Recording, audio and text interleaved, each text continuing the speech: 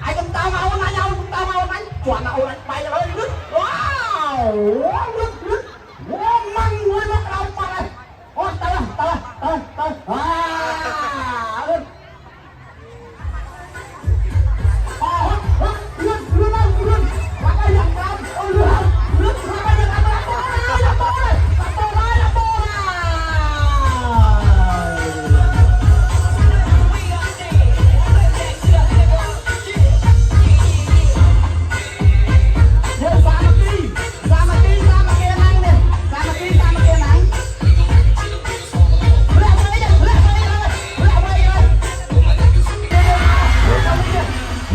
Melody on the mix.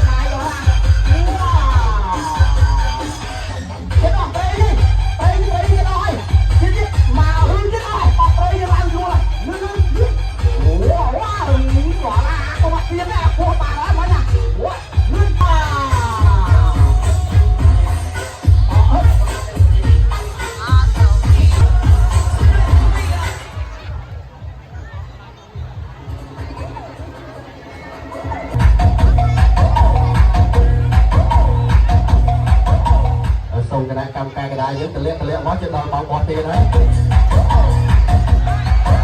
son mà xa thiên không lo một đang không lo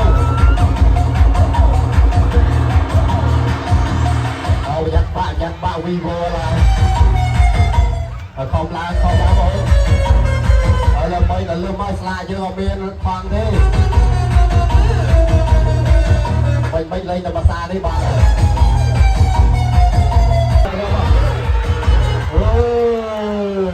cho vậy